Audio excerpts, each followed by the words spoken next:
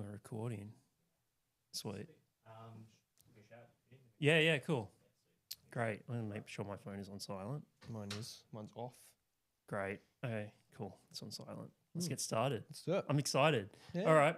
Welcome to another episode of the Game of Life podcast. I'm very excited today to be joined by one of the best photographers that's ever lived or will ever live, Matty Parker. Welcome to the show. Thank you. Now, I'm actually curious to ask you this because if you were to call yourself a photographer now where you are at in life, are you comfortable with that title? Absolutely not. There's a little bit of imposter syndrome there? I think that with photography, it's something that takes a long time. You're an apprentice. Yes. For a stab in the dark. You'd probably be an apprentice for 5 years, maybe even up to 10. It just feels like I can't say that when I've done very few forms of photography and some good, some bad. Yeah. But no, I definitely wouldn't say that. Yeah. I cannot call myself that. I just say to people, I just take some photos here and there. Yeah. So you said there's a long apprenticeship there for photography. I assume. You assume. Yeah. Okay, so where would you have to be then in like your career as a photographer to comfortably call yourself a photographer, do you think? Where you are right now? Probably references. Yeah. So like if you work with someone or it doesn't have to be big by any means. It can be like for a cafe, it could be for just any sort of storefront really. I think after a while there, then maybe I would be comfortable if I'd had a few jobs under my belt, if I had, people that can reference me, then that kind of shows your work, right? Through other people. But even then, I feel like there's another level on top of that where the guys you don't see, right? So you've got big commercial, massive cars and branding and things like that. It's like, that's a whole other level, I feel like. So you've got self-proclaimed professional, and then you got the professionals you don't actually hear about or see. They're just kind of there and they do their thing. Okay, so we're gonna get into why you started and how you started, and we're gonna get all into that as the podcast goes along. But tell me first what you wanted to be growing up. What did your young Matty want to be growing up? It's like no one knows that. Yeah, I never really had anything where I'm like, that's what I want to do. That calls to me. That's what I need to be doing. It's more so for me. It was very simple. Just go to work and do the things that you need to do to get by in life. It was never anything to aspire to do. Like very very simple country boy sort of vibes. Like that's where I was. I grew up in the country, so it was very very simple way of life. What were the creative things that you enjoyed as a kid? As a kid, not so much creative. I was very outdoorsy. Yes. I was doing a lot of things outdoors, motorbike riding, bike riding, swimming, all that sort of stuff. I was very active as a child. Well, I'm still pretty active now, I guess. But it's just being a kid, really. It wasn't, nothing ever spoke to me to be, maybe I want to paint a painting or in this case, take a photo. But just a lot of outdoors.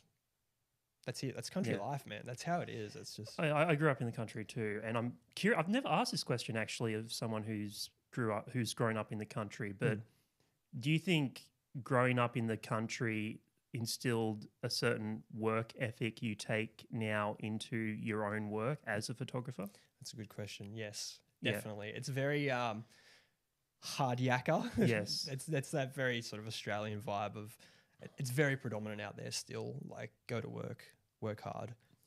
If it really sucks, then you just gotta do it. That's how it was. How I grew up, and that's what I was led to believe. Yes, my views have changed since then. Still work hard, yes, of course. But if something sucks, you kind of don't have to put up with it, right? So at what point did you escape country living then? I say escape. It's not like I'm assuming that it was a bad lifestyle, but I quite enjoyed growing up in the country. Yeah, look, I like it. I not so much escape, more of a shift. So I think it was 2020 actually. So I moved back to Sydney. So I was living regional New South Wales. Yes. I moved back to Sydney just with some family issues and things like that, and had to look after some family members, which then means that I've been displaced. I left my job that I'd been there for 12 years Which long- is, I can't believe that. Yeah, I know. Yeah. You give 12 years of your life 12 to someone. years, yes. So long time. So then I ended up in western suburbs of Sydney. So I couldn't stay there. I knew I couldn't stay there. Why? Tell me why. Just the living conditions. Like if you live Western Sydney, it's like people ask, well, why do you live Sydney? It's so great. And you're like, have you ever lived there? It's one of those. Yeah. And I knew I had to leave. I didn't know where I would go. And my brother lives here. So I just asked him and Yeah. it all happened very quickly. Like I wasn't in Sydney very long. It's probably only maybe 8 months or something, a little bit over that. So once you moved to Melbourne, did that spark something in you to like, how did like that sort of passion for, I don't know, creative things and come about? It's funny. I was actually before I left, I was speaking with my younger brother. Yes. And, we started going to the gym and things like that. And he'd actually said to me, like, well, what do you want to do? Like, now that you've sort of literally lifted your life up and moved it somewhere, where do you want to be? And I didn't really think about it. And then kind of played on my mind for a bit. And then when I come to Melbourne, that's the one thing that I kept thinking about. It's like, what am I going to do? Not go to work. Yes. What are you going to do? It's like having a job is one thing. It's having like, a job is one thing, but what do you want to do? Yes. That was the big shift. You've been serving other people for Exactly. a long time. What am I going to, Yeah. So it didn't come straight up, like it wasn't obvious or anything like that. Just sort of browsing YouTube and hanging around. And I came across one photographer and I thought his name is North Borders. He's actually based here in Melbourne. And I thought, that is so cool that you can take a photo and show it to someone and then they just lose their mind. They're just like, that is so cool. Like imagine if you could take a photo for somebody and do all the things that you need to do, composition, editing, and then they look at it and they go, wow. Yeah. It's like a difference of when you look at a photo versus looking into a photo. That's what I want to achieve, whether that be through product, a portrait, someone's car. Yeah. And they look and they go, oh yeah, that's a photo. Yeah. And they look and they go, oh, that's a photo. So when I spoke to my brother about that, he was like, well, do it. So it's kind of funny how it's always the younger sibling that pushes you in the right direction, not the older one. Yes. It's always the younger one. So where are you in the sibling hierarchy then? So I have a younger brother. Yeah. He was the one that I was just speaking about. And then I have an older sister and then an older brother. So there's 4 of us. Okay. So I'm in the middle. You're in the middle. I'm the middle You're the child. middle child. I am yes. the middle child. Interesting. Yeah. So, okay. So when you're told, okay, you should just do this then, did you have any hesitancy to do it like originally? Well, he didn't so much tell me to take Yes. it. I just suggested. And then he sort of pushed me in the race. Just do it. Like, who cares? Do it. How long did it take you to do it then? Like once A when little he bit. said you It should took me a do little it? bit, yeah. Yeah. I'd been in Melbourne for I think 2 years. Yeah. So we're looking at about 2022, 2023. And that was when I thought, well, okay. I noticed I catch myself, I keep looking at it and I keep looking at it. And I thought, well, I can't ignore this. I'm obviously interested in this thing, so I should probably start somewhere and start doing it. So then you go down the rabbit hole, right? You start researching. And you start All through YouTube? All through YouTube, Yep. Self-taught. I got a bit of a chip on my shoulder with that sort of, like, I want to do everything myself. And it's a detriment and it's also good at the same time. But so I went down the rabbit hole of consuming. And then it got to a point where I wasn't actually doing anything about it. So you get bogged down with all the learning and the consuming, but we spend so much time doing that rather than actually just doing it. Right. Yeah. Like I guess you can fall into that trap of procrastinating, right? Exactly. You'll say, oh yeah, I'll do this. And then, oh no, but I need to do my research first. And then you could just spend an eternity just researching. And then before you know it, you've spent 6 months researching and you haven't done anything. And that's exactly what I did. Yeah. And if I could change that, if I could go back, I would have just picked up the camera and that's it. Was there a sense of when you eventually did pick up a camera for the first time, was there a sense, like just before you did that, was there a sense in you thinking, well, if I don't do this now, I'll probably never do it? A little bit. It's more that I don't want to be the person that's like constantly thinking about something and then never actioning it because I might move on to something different. Yeah. So it's like you become a jack of all trades, master of none, you know? And for me, all I was ever doing was working. What's there to lose? Mm-hmm. Just go and do it. Like, Yeah. So someone once told me like 100 years from now, we won't exist. No one will remember us. Like eventually all our graves go left unattended, right? that's right. So what do you have to lose then? Yeah, If no one, exactly. like who cares? Just Doesn't like matter. take that leap of faith and just do something. Just do it. So, okay, how overwhelming was this whole process when you Jesus. said, okay, I'm going to buy this camera? Because I bought the camera and I'm like, oh, this, you just click a button, right? Like I've Add done to my cart. consuming. Yeah, I've done my consuming. I've looked at the tutorials. Mm-hmm. In my mind, I think I'm a wizard. I know what I'm going to do. But honestly, foot on the ground, it is so difficult. It is hard because not only that, I decided to record what I was doing. Was that from you had that in your head straight away? Like you said, I'm going to record this process as well. I've done a little bit Yeah. in the past, and it kind of that part just came natural. I'm like, well, I'll just record it. Yeah. See what happens. Yeah. Like, why not? Okay. But when you're trying to juggle the photography side of it and then all the post-production and then everything that goes into doing photography, you then got to be a producer, filmmaker. And I'm just like... Did you consider filmmaking along the process as never, well? Yeah. Never. I just... So it's very spur of the moment sort of thing. Yeah, like, as I said, it just sort of came naturally. And then I'm like, oh, have I taken on way too much than what I can handle here? Because, like, I have all these ideas and what I want to do, but I don't have the skill set to do it. So, you know, you get halfway through making something and then you realize that you can't make it the way that you want to make it because you just physically haven't developed that far to be able to do the things that you want to do. The idea's there. So that kind of discourages you a little bit, but you got to push through that. So when you start filming then, how long did it take you to, eventually say, yeah, okay, I'm happy with what I've filmed. I'm going to post this video. Like how many first videos were there before you actually There was posted? actually only one. Okay, so there was that one. Okay. Yeah, it was just the one and I'm super awkward and it's super weird and I'm just like, I'm just going to do it. Yeah. Like who cares? Yes. Doesn't matter. How did you feel when you first started I felt pretty good. I didn't feel there was moments. There was definitely really heightened moments of anxiety and I'm like, what are all these people thinking about me? The answer is they just go, oh, he's talking to himself and kind of walk away. So I mean, there's crazy people everywhere, right?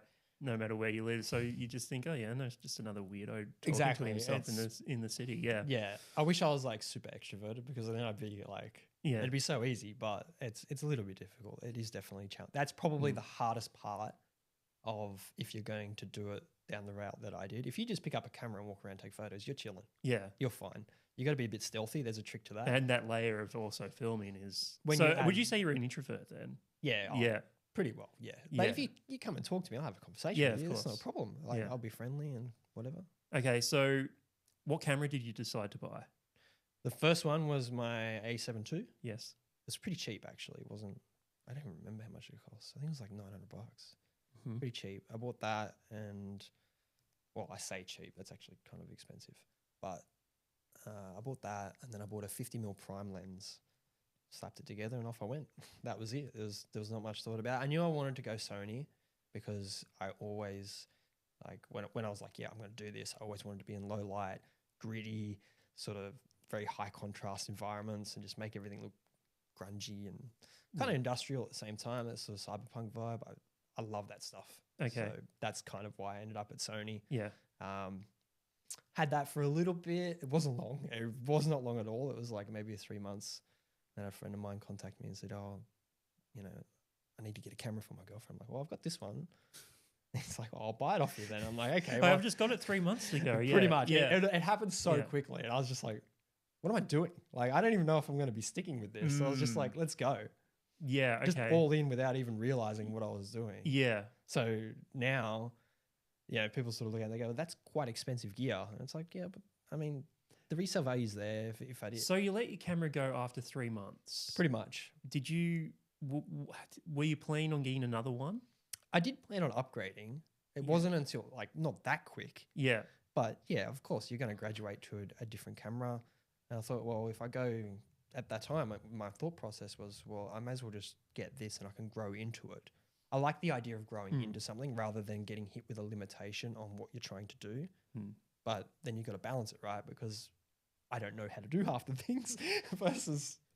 Was it when you gave up that first camera after 3 months, was there a fear of, oh, if I get rid of this, maybe I won't pick it up again? No, because it was immediate. And the transition happened immediately. Yeah, okay. like I had All right. the idea was that I have that camera ready for him to buy. Yeah. As soon as I found one, it's basically an exchange. Okay. So yeah, there was no fear. There was never one period of time where I didn't have the camera. Okay. Well, that's good. Yeah. That's good because like I suppose if you let something up and you're like, well, fuck, like, and you didn't have that like immediate exchange.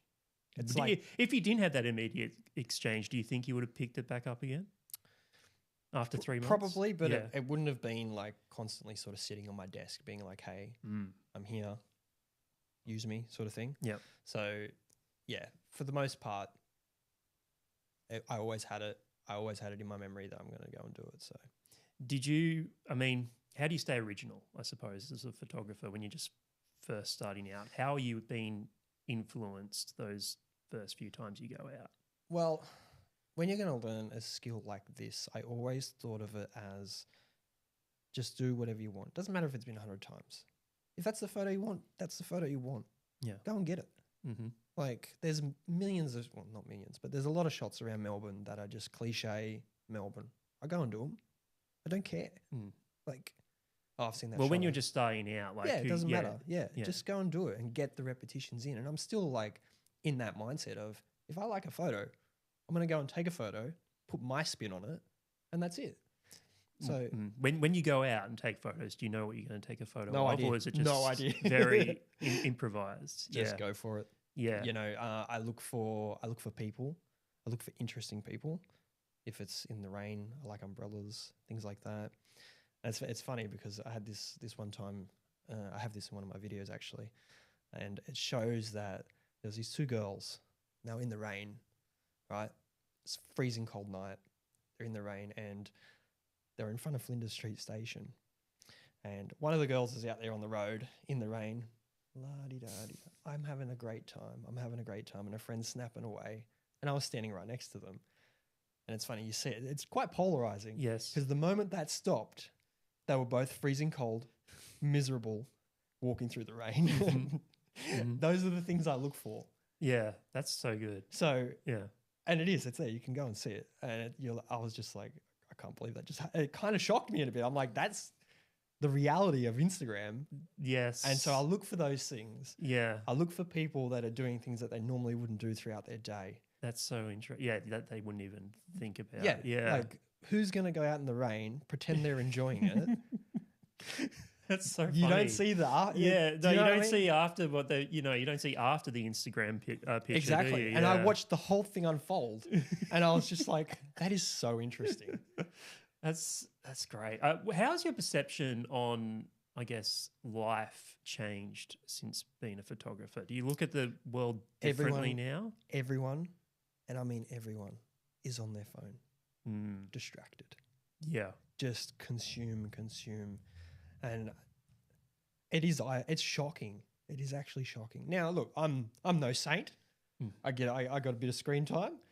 But like if I go out somewhere, I take my camera. I always take my camera. If I'm going on a day trip with a girlfriend, take the camera. Stay off the phone. Take a photo that matters. Not saying that phone photos don't matter, but like I'm going to take that home later. I'm going to look at it and I'm going to pull it apart. You know, you're going to spend some time on that photo. I'm going to craft something that she's going to enjoy. Yeah. I mean, the photos that we take on our phones, like you look at it once, post it to social media, and that's it. You never look at it again. But what you do here, like you're forced to edit to look at afterwards, it again and go, maybe that wasn't good. Maybe I can do it like this. But yeah, everyone is on their phone. Everyone is distracted. Yes. Now that's probably not fair to say everybody, but that's how it feels. Like just go somewhere and take a minute and just look. Yeah. You become very observant to people's behaviors, you know, sort of what things are trending right now. You see things that are trending on Instagram or anything like that. You see people doing them It's crazy. It's a whole different world. Do you consider yourself a storyteller in the photos that you take? Because Sometimes. I've looked through your photos and your videos, and you do tell stories with your photos, I've found. I It's mean, well, every photo sort of tells a story, right? Yeah, of course. And that's generally the goal, is to try and tell a story in a sequence of events, really. Like when I take a photo, everything that I take is in order. And all the videos that I make are in order of where I was and where I finished. There's no, I'm going to grab this bit and put it in the middle here. Everything is just, I just go for a walk, chop it up. It is how it is. That's how I shot it. That's how I want people to see it. I want it to be real, not over edited so it feels like a commercial. Yeah. You know, just keep it as raw as possible, because my focus isn't really filmmaking. And I've got to remember that so that I don't get overloaded. My focus is to become a good photographer. I guess you do fall in, if you do become overloaded, there is probably I guess I would imagine there would be a fear of being burnt out at some It happened. At some It's stage. already happened. Yes, it's already happened. It already happened. It was about August last year. Yeah. What happened? Just a lot of things, like life happens. Yes. Life happens and you have to tend to life. Mm-hmm. Don't put it on the back burner, just deal with it. So I'm very much so that person, is just keep things simple. If there's a problem, fix it, come back, start fresh. Because I don't want to be doing this if I'm distracted or, upset about something or angry about something or some pressures from something else that happens in life. I just want to keep it calm, because that's what I want it to be. Well, it's your outlet, right? Exactly. At the end of the day, it's something you enjoy doing. You don't want it to become a burden. It's like, if you go out and you take a photo of somebody and they get angry with you, I don't want to keep that photo. How often has that happened? Not as much as you would think. It's actually, most people are pretty chill, but there's an art to it. You need to, if you're going to take someone's picture, you can't just walk up and slam the camera in their face. But you got to sort of pretend that they're getting in your shot. It's a very fine art. I've not mastered it. Yes. But you sort of get down and you're waiting and you got to put on a little bit of an act. That is, well, I've noticed in your videos, people are generally pretty nice about it. I think someone was about to walk into your shot and they stopped themselves, but then you told them, oh, no, go ahead, because that would make for a really good photo. Yeah, exactly. So some people don't really, they think that camera is just, it needs to be this clean photo. Street photography isn't really something that's prevalent in people's minds when they think about photos. So, having people in the foreground walking in front of you, as long as your main subject is there, then it's fine. It's totally good. And I don't want to be out in public and be like, no, you can't walk there. How you're going to get into my shot. How arrogant is that? I'm not going to do that. Yeah. Let's just go about your business. I'll go about my business and we're good. But to answer the question, I have had people get quite angry. And when I say that, I've been doing this for just over a year now, and it's probably only been about 3 or 4. A few that I didn't even take photos of. They're just like, you better not be taking photos of me. And just getting very animated. I'm like, relax, brother. It's all right. It's all good. What does your brother make of this now that you said you've been doing it for over a year? What does he make of this now that you've actually gone to do it? He's only just found out recently. Oh, really? Yeah. So I never really sort of spoke about it. I just sort of went and done my own thing. I didn't tell anyone. And then all of a sudden, it was probably only about a month ago, I was like, hey guys, I've been practicing this. Yeah. What do you think? And what do people think? It's hard. You can't really talk to your family. That's true. Your family, they're going to say it's good either way. Great. Yeah. It could be a hot mess and they'll be like, yeah, that's good. Yeah. Keep going. That's the, that encouraging sort of talk. Mm-hmm. But you can't really gauge how well you're doing through family.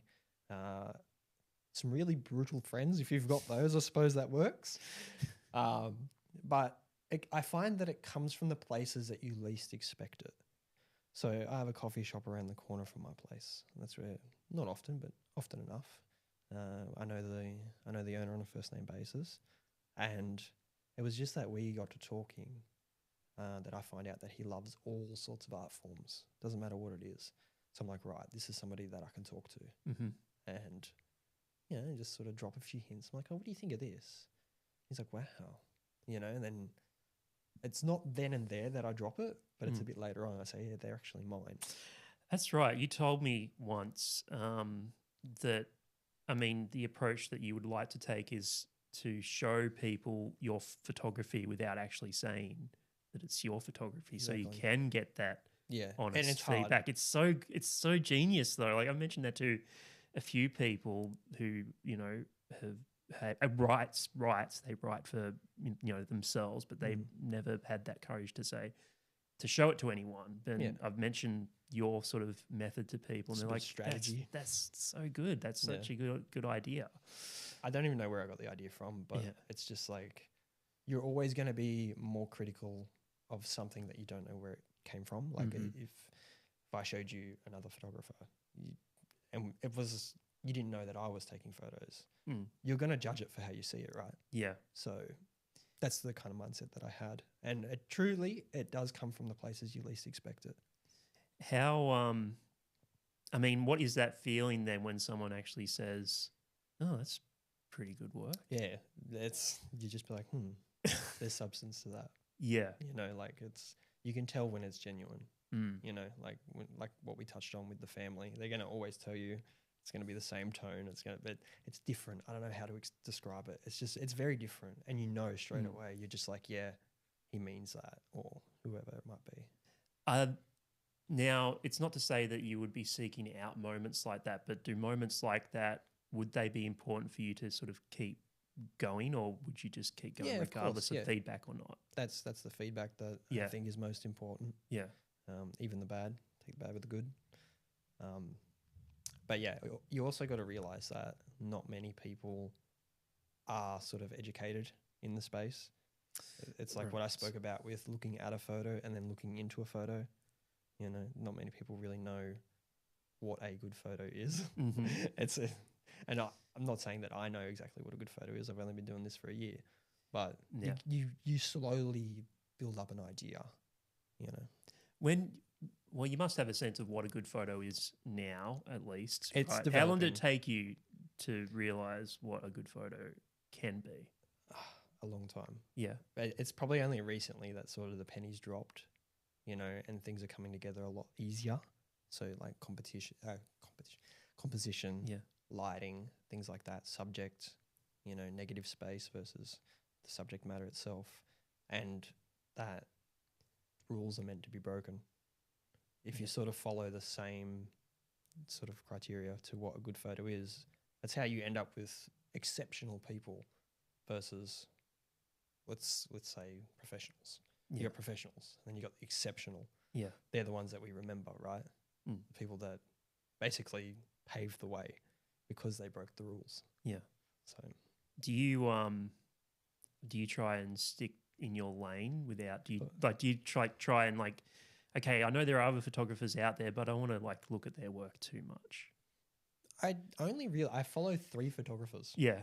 And because their style and everything that they do is just, that's what resonates with me. Like the dark, cold, gritty, sort of show things for what they are, what they can be. Yeah. Taking an average, dark kind of downtown alleyway and making it look like it's something out of cyberpunk. That's so cool to me. So what do you, I mean, you told me before that you like that grungy feel, that grit that Melbourne has. That is your preferred style of photography? Yeah. Yeah. And I've found that like throughout summer here, I just don't feel like it. Mm-hmm. I've sort of been occupying my time, although I haven't been posting it, been occupying my time with going out, taking my camera, and then just whatever I'm doing throughout the day, take the photos there and just like learn as well without having the pressure of videoing to keeping things moving. That's interesting because, I mean, I know because I do a podcast, right? Like I have to put it out there, right? But the fact that you can go and just take photos for yourself and not post them at all, I'm very envious of that. Well, I think it's a crucial part. Like, you can't expect to be able to take on making video and all this sort of stuff. Literally, a newbie fresh out of the wrapper, like it doesn't work like that. Some people, yes, they're just intelligent. You give them something and they can figure it out. They're like, yeah, I know how to do this. Yeah. What are you talking about? But, for me, I found that I just need the time sometimes to go on my own, go with friends or whatever, just be the guy with the camera. That is so important starting out, is just hands-on. Just keep doing it. And then eventually you'll build the muscle memory, and then it's just bang. Are you taking photos every week? Pretty well every week, yeah. Yeah. Yeah, let's set aside some time on the weekend. It's would be uncommon if I didn't. So what happens if you miss a week? Do you feel a little bit of guilt if you don't? No, not at all. Miss Look, a week? it's fine to reset. Yeah. It's fine to just chill out and just do the things that you want to do, excluding the camera. That's fine. Did you like when you were first starting? Did you tell yourself I have to do this every week, or did you come to the realization that oh no, it's actually okay to take a reset every now and again? So I was aiming for one video a week. That is tiring. Yes. That was killing me. Yeah. I was just like, this is silly. Like, I'm making something for the sake of making it. Yes, I can relate to that. Yes. So then you start making and shooting because you're shooting for the sake of it, and then you're making a video because you feel like you have to do it. And I just came to terms with, no, I'm just going to do it when I'm happy to do it. Yeah. And was that a hard thing to sort of come to? Yes and no, because I was like, well, I want to do this and I want to make it, like, I want to be able to provide something each week for someone to look at and go, well, if I want to do this, then I should probably bear that in mind. If you can help one person, I think it's worth it. Yeah. Okay. But the reality is that's a lot of work. Mm. I'm a single man operation here. It's challenging. It's so hard. And like you're balancing that with full-time work. You know, the hours don't match up. You know, you've got idea in your head.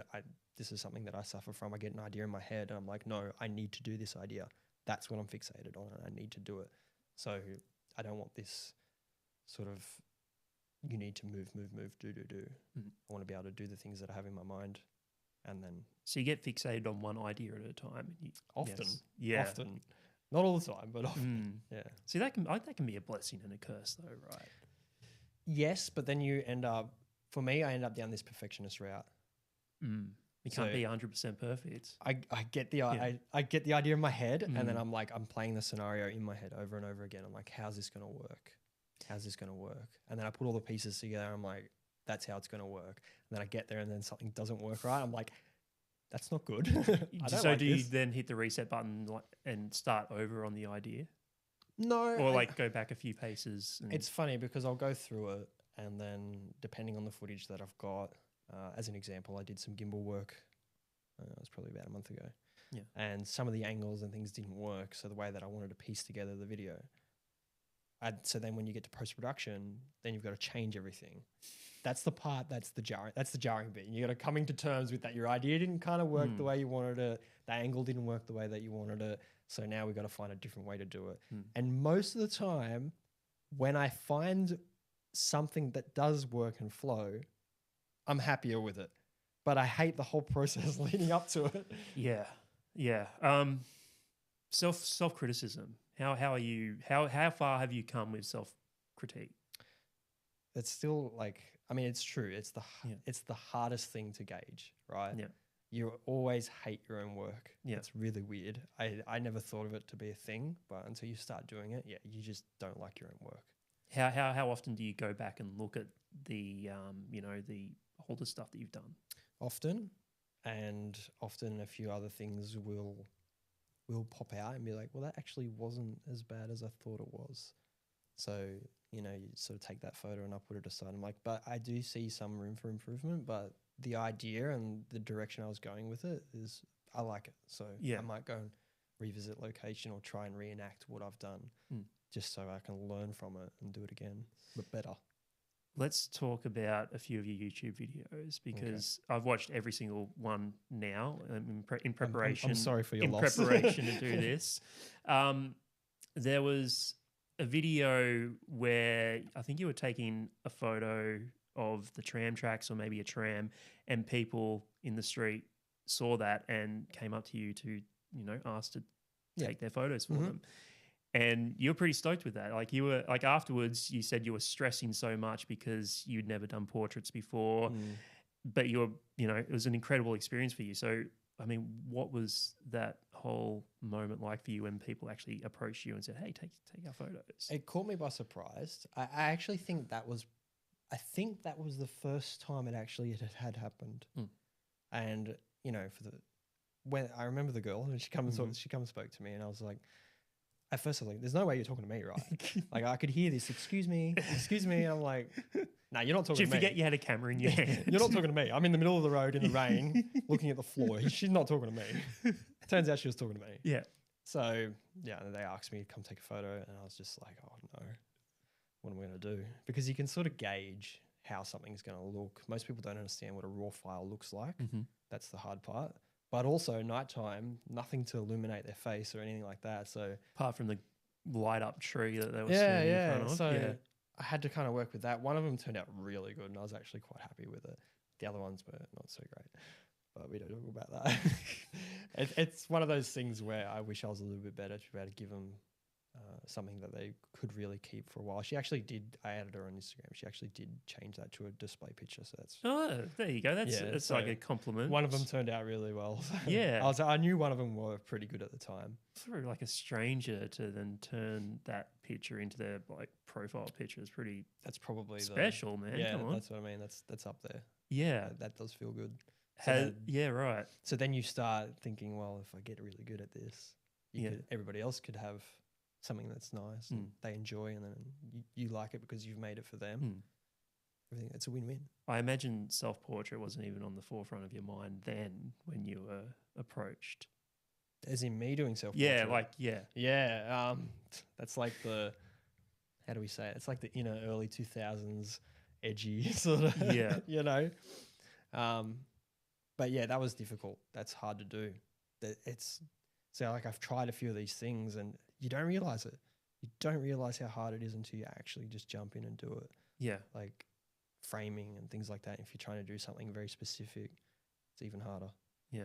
I know exactly what you're talking about. And I was there for like 3 hours. It was something that could have taken, 30 minutes, 40 minutes maybe. Yeah. The glow in the dark mask. Yeah, that's the one I'm talking about.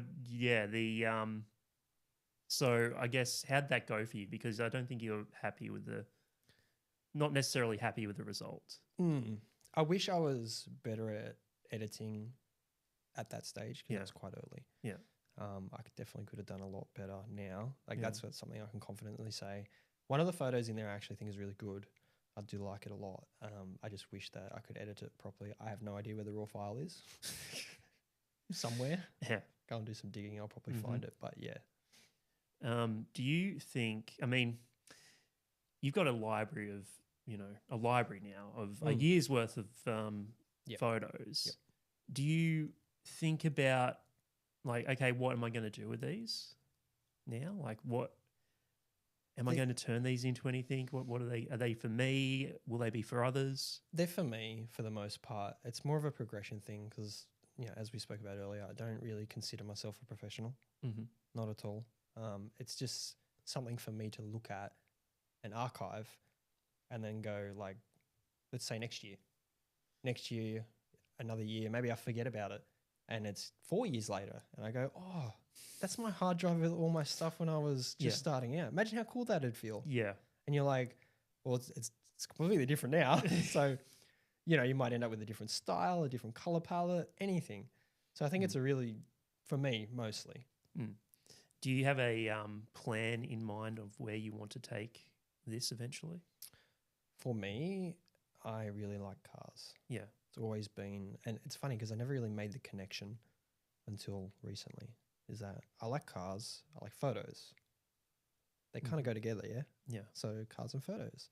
I would really enjoy being able to get some hands-on time with people that would like and appreciate nice photos of their cars. Do you know how you're going to go about doing that? I have no idea. Yeah. I know there's a few things that do happen around Melbourne. They're like workshop things, a couple models show up and then some guys with some really nice cars turn up and you can go and sort of, it's free. It's just, you just sort of rock up. It's just never really gone and done it. It's more of a, just go and do it. Yeah. Like it doesn't matter if it's at 9 o'clock at night, just go and do it. You have to put yourself out there again, right? Yeah, that's the part That's that a I struggle challenge, with. yeah. That's what I struggle with. It's so hard because I'm the one that likes, I like one-on-one time. Do you know what I mean? If we're going to go out and take photos, let's do it together, same subject matter, and let's just sort of bounce ideas off each other. Yeah. When you have like a setting where everyone's in the same spot, you kind of all end up with the same photo. Yeah. Does that make sense? Yeah. Like the model posing on the car is in this location, it never moves. Mm-hmm. So when you have like that sort of one-on-one, you can play around with different ideas. Yeah. You know, and which is kind of silly for me to think like that. I should just go and do it. Yeah. It doesn't matter. It's still practice. Yes. So, and you still get some pretty good subjects. Like they know what they're doing. The models are professionals. So it's a great idea to go and do it really, but I just can't pull the trigger. Yeah. Have you like sat yourself down and like really thought about it at length? Like, okay, how am I going to go about doing this? Or is it just very much an idea at this stage? It's just pretty much just an idea. Yeah. So I think my hopes were that it would be noticed through YouTube. I think that's probably what that's where I'm at. If it doesn't matter. Yeah. I'll just have to go out and do it, connect with the people. So it's just me. I got to get over it and just go and do it. So, I mean, you recently posted a car video on YouTube. I did. How'd you like how that turned out? Yeah, it was good. It was just me dipping my feet to sort of see how this is going to work, give me a bit of an idea. Something I learned was that car photography is like 20% the car and then 80% the environment. Yeah, right. So that's kind of like, that's like crazy commercial stuff. Yeah. But it kind of does apply for people that's like a hobbyist as well, you know. Is car photography, do you think it's an easy thing to break into? No. Yeah. I don't think so. Yeah. I've heard stories of people just like throwing themselves at dealerships all the time saying, hey, I can, like, you're making like a stock photo and then you just do it enough and eventually you got this rapport. Yeah. You sort of walk into Lamborghini and be like, hey. See, that's not my world at all. I wouldn't even know where to begin. Like, yeah, okay, how do I get myself out there I think that's how you do it. Yeah. Just keep bashing your head against the wall and keep, you know, eventually something will happen where somebody will approach you and say, hey, I really enjoyed what you did. You do it free of charge. Yeah. So, and then it's all about building up that portfolio and Yeah, getting the and experience under your belt. And that's meeting so people. hard when Yeah. you're first starting. Yeah. You've got nothing. And even if you think you're pretty good, like, well, what do? I go, well, 2 pictures here. Are you surprised? It's been over a year since you've first started this. Are you surprised in how far you've come? Yes, I never considered myself to be a creative type. You know, I grew up in building and manufacturing. Yeah. Well, you say that. I mean, you mentioned once that you had a keyboard, right? I did. That lasted a whole of 8 months. 8 months. Yeah. Why'd you get a keyboard to begin with? It's the same type of thing. I found a very interesting piano. Piano sounds amazing. I'm like, imagine if I could play a piano. How fun would that be? You'd be like, yeah, I really like the idea of somebody being able to listen to something and then recreate it. You know, you see those musicians, they're so good at it. It's impressive. It's really impressive. They can just listen to something once and then play it. I'm like, I would love to be able to do that. And then I'm like, that's so difficult. It's the hardest thing ever. So you put it aside after 8 months. I did. I still played it a little bit. Yeah. But were I was you learning. any good? Did you get any good? Nah. Yeah. I had an iPad and it was this software that would teach you how to play. When you're playing like just the melody, that's fine. The software picks up on the sound of the piano and tells you if you're right or wrong. But when you get into chords, it struggles. It's like as you're playing, you know, 3 or 4 keys at once. It's so hard for the software to recognize it. And so I got frustrated. And I'm like, well, I want to do this on my own. I don't want to pay for courses. I just want to learn on my own. Yeah. And I just ended up kind of losing interest and it kind of sat around a bit and played it here and there. And that was about it, really. Have you ever got frustrated in yourself during over the past year with your photography? Yeah, a little bit. Yeah. But I'm able to, because I have done a little bit of editing stuff in the past, I'm able to push through it or at least there's enough information to find out how to do it if I get stuck on something or discouraged, but you're always going to get discouraged. But that's where I think my mindset's a lot different now than what it was then. That was when I was doing piano, I was still living in the country. Yeah. How old were you when you had that keyboard? Was that 28? Okay. Yeah. So it wasn't terribly long ago. Yeah. So, and I thought, well, Things start to change in your 30s. yeah. Yeah. And it kind of, that makes sense. It's like, I never used to be interested in instruments before. Why Yeah. now? It was kind of confusing, but I'm like, I dig it. Yeah. I want to learn to play piano. So you haven't come close to quitting photography at any stage? No, not at right? all. Yeah. It's like, it kind of makes sense though Yeah. in my mind because I've done this sort of little bits here and there. So it made sense for me that I'd still be sticking it out. It makes, I mean, when your brother asks you, what do you want to do? Like, I guess you owe it to yourself to stick it out, right? Like, Yeah. we're still, I mean, we're nearly the same age. I think you're a year younger than me. Like, if I don't stick with something now, then when am I going to stick with something, right? Yeah. So you have the voice in the back of your head saying, no, what do you want to do? Doesn't have to be photography, just what do you want to do? Is that voice with you now? Yes, Yeah. very much so, yeah. So we were talking about how you've surprised yourself as a photographer over the last year. What ways have you surprised yourself? That I used to be able to take a photo and be like, yeah, okay, that's a photo. And now I can sort of take a photo and be like, oh my God, that is a photo. You know what I mean? Like it's just how it happens. It's just a natural progression of you start noticing yourself being able to pull these things off, these certain styles, the certain angles. And yeah. And sometimes it's not obvious. Sometimes it only happens in post-production. So, and a perfect example of this is that I only have 2 focal lengths that I have. I have a 35mm and I have an 85mm. So you're stuck at that, right? There's no zoom, there's no nothing. And when you're in post-production and you start playing with cropping things, and that's when you're like, okay, this shot's actually sick if I do it like this, you know? And I'm a big advocate for in-camera, like try and get it right in camera. But from a learning perspective, when you see it enough, if you're cropping or whatever, you can translate that to a type of lens that might work for that type of shot. Yeah. So that's kind of where I'm at the moment. I'm like, that's actually really cool, but I need a different lens to be able to achieve it in camera. What do you wish, I mean, you could have told yourself when you were first starting out as a photographer? I mean, because you're kind of spelling it out there, but like what do you wish that you knew back then when you were starting out? Probably all the knowledge now that I have. Yeah. If I was to apply it to my beginner self, I would say just go and do it for a start and get not only a prime lens, but a zoom lens so that I have that. So like I can look at from both perspectives, because at the moment I'm just stuck at prime. Yeah.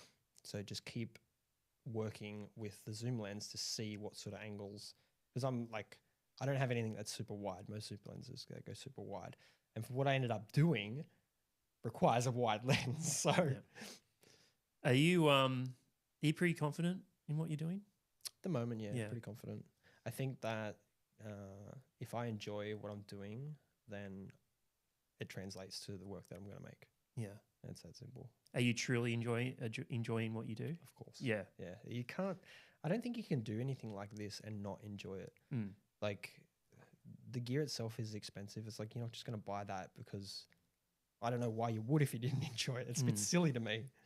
Can you, like, you said, like, because you said you used to work 6 days a week, like, can you remember what you were, like, what outlet you had before you started doing photography? Like, you didn't have anything? No. I used to do a lot of gaming. Yeah. I was deep in the rabbit hole. And I mean, it was pretty bad. It got to a point where I went to work, I came home, and I would just play games. That's an obsessive personality. Come on. That's okay. But I didn't like that part, yeah. you know, and it only took, that was all the way up until I moved to Melbourne, is that I even took my computer to Sydney. First thing I did, get the internet on, get this set up. That's like, it was sort of distraction, you know. And when I moved, that was part of my deal with myself, is like, I need to get rid of this. Yeah. I don't need this anymore. It's okay to game. It's fine. Not every day. Not every day. Yeah. And not every day for 8 hours. Yeah. It's bad. What are you accomplishing? Not a lot. Yeah. Not a lot. I mean, look, it's 2025. People are professional gamers. There is totally, a space for that. Yeah. And I think that if you're young enough and you see yourself being really good, then you should do it. How do you keep yourself motivated to actually say, okay, I'm going to be that guy with the camera? Like, It's probably more about what you can do for somebody else with the camera. It's like at the moment now, I know and I'm confident enough that I can say to my girlfriend when we go out, so, do you want to bring the camera? Yeah, bring the camera. The camera's right here today. Yes. We're going to go do something this afternoon. Yeah. If we get a good sunset, the camera's there. Yeah. So it's all about what might you see. If you get the other night, there was such a cool sunset and I just simply went to go and pick someone up and I didn't have my camera. Yeah. You just got to do it. You've just got to carry it with you. Just be that person that always has a camera. Be like, it's Matt and his camera. Yeah, that's interesting. It's an attachment to you. And I think that's the best way to go about it. You don't have to perform. Yeah. You're just there with your camera. If you see something sick, you take the photo. Do you feel like, okay, maybe you first started doing this and you were doing it for you, right? But now do you feel like you're doing it also for other people as well? Yeah, definitely. That's it. It's like a byproduct. Yeah. Or it could go the other way around too. There's no way that it couldn't. It's interesting. Like, what effect do you think your photography has had on people? Well, just an example of somebody changing their display picture. Yeah. If they're like, it's like that warm fuzzy feeling. You're just like, it's pretty wholesome. Do you think it's happened frequently throughout this last year for you? Like I haven't really. People have had a genuine effect. Yeah. Back to it hasn't been many people, mind you. It's just that I'm starting to see that, people are saying, hey, that's pretty cool. People that you used to be friends with, and they're like, hey, kind of notice what you're doing. Yes. I got in touch with an older friend when I used to live in country New South Wales. And, he was like, bro, I'm seeing what you're doing and it's actually sick. Yeah. If they can look at that, and there's no doubt if I went back there, he'd be like, hey, did you bring your camera? Do you know what I mean? I'm that confident that he would because he has a motorbike, really nice motorbike. And I noticed that he started taking photos of his motorbike. Do you know what I mean? Yeah. And then he's actually putting thought into it instead of just bang. It's such a cool space to be in though. To get to that point where people can appreciate your work or the hard work that you've been putting in. Or just influence. Yeah. If someone's like, I want to take photos like that. Yeah. Then I feel like that's a win for me, because then they're now going out and doing something, spending time on it and creating something that they're going to like. Then they make it their display picture. Do you think you can teach people photography? Do you think you'd be able to you've only been doing it for a year, but do you think if someone was starting out today, you'd be able to I don't know, take them under your wing a little bit and say, this is what you need to do? Yeah, I could show them a little bit. By no way do I think I have the credentials, but I think I could point them in the right direction, and just that one-on-one sort of, okay, how about try it like this? Yeah. The simple things. Ultimately, you got to let people take their own path with it, because their style might not be the same as my style. Could be completely different. So let them have that creative freedom, but also show them and just little nudges. Yeah. Because you don't want it to be like a big shock to the system. Just try it like this. Do you think you're more willing to chase those challenges now with your work? Okay, well, I want to get to this level now. For teaching, I want to chase it now. Yeah. Yeah, of course. As you start getting more and more traction, people start noticing. You want to do it more and more and more and more. And anybody that asks me now, I say, hey, do you want to come and do this? But yeah, okay. When and where? I'll be there. What are we doing? What do we need? Sick. So you're more willing to put yourself in those situations where you... I would be terrified. Yeah. But you got to swallow that. Yeah. And then just focus. Are you okay to fail? If you fuck something up, Are you okay with that? Yeah, Do you move yeah. on quickly? I think, especially if you're doing something for someone, you just be like, look, I'm sorry, but I butchered this. Yeah. Most people aren't going to be like, oh, you fucking idiot. Like the people in that space genuinely are like you're going to fail. Like you don't, if you're not failing, you're not growing. Exactly. If you're not Yeah. failing, you're doing something wrong. Mm. That's the premise I live by. How often have you failed? A lot. Yes. How many people know about it? Yeah. Not many. It happens. It is Yeah. constant. It is. You're always learning with something like this. Mm. You know, you think it's just pick up the camera, click a button. It's not. Okay, so what do people get wrong about photography then? What do they When get they're just starting out? gear, Gear. consuming so much tutorials rather than doing. Like my gear's not cheap by no mean, right? But I'm always of that premise that I know that when I set myself to do something, I want to be able to grow into it rather than be affected by the limitation of what I'm doing. Gear matters, I think. This is a hot take. Yeah. Gear matters to a degree, right? There is some things that you just can't do without certain things. That's a fact. But for the most part, it's down to the skill of the person doing it. Yeah.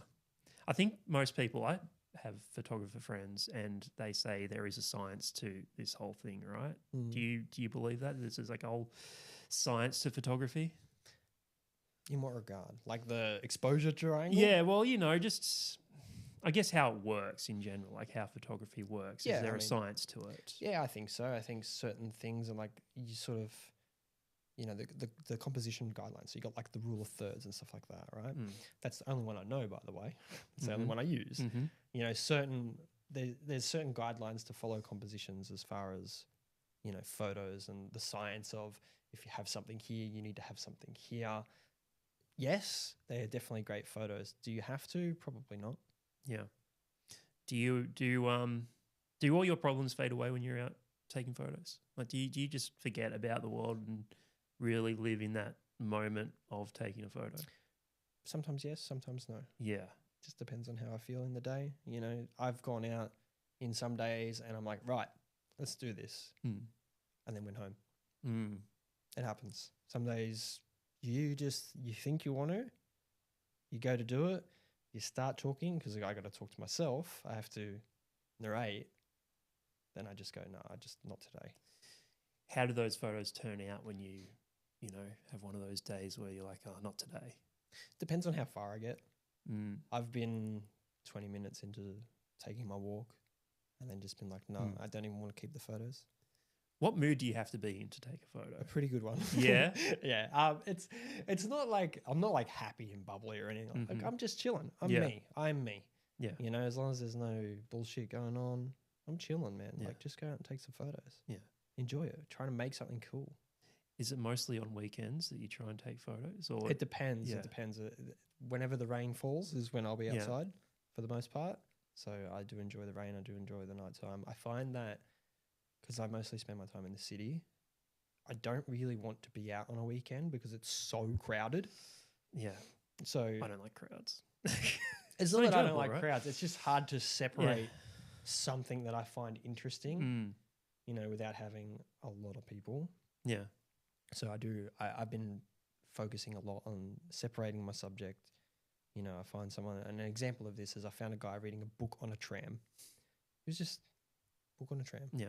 I wasn't recording this. And I thought, around all these people that are on their phones like It's this, the only one who's got a book. this is the only guy Yeah. that's got a book. And he was deep in it. He was like, Yeah. no, this is good stuff. Yeah. I thought that was so interesting. That's so cool. Yeah. We alluded to it earlier, but like, how are you now with your phone? Like, do you try and like get rid of those distractions now? When I go out and if I go for dinner or something like that with my girlfriend, we still slip up. Mm-hmm. It always happens, but no phones at the table. Yeah. If we're, it's fine for a couple of seconds or whatever. When we are eating our meal and, this is us time, no phones. Phones are switched off, face down. Not off, but, Yeah. lock screen face down. Don't look at it. I found that, I don't know, too much like phone time can kill creativity, right? Yeah. I've heard that a lot too. Yeah. I've heard that when people are like, I've got this creative block, they're like, show me your screen time. Yeah. So it does affect you. It affects us a lot. I think I'm at my best when I go out and walk my dog without any phone. Like that's when I can like think and clear my head. Yeah. I never wanted to be on social media Yeah. before doing this podcast. I was like, I was a bit of a Luddite. I hated it. Like, were you a bit of a, I mean, because you post on like Instagram and YouTube, like, were you a social media type before? No, Yeah. not really. I've got Facebook, and even then, like, this is early 2000s, I think Facebook came out. So it was like most of that was your friends from high school. Yeah. And that, Yeah. yeah, Yeah, exactly. Yeah. And I don't really want to be associated with those people anymore Mm. because they just live a life that I don't want to be a part of, like just so negative. Yeah. And just they're sort of stuck in this same loop. Yeah.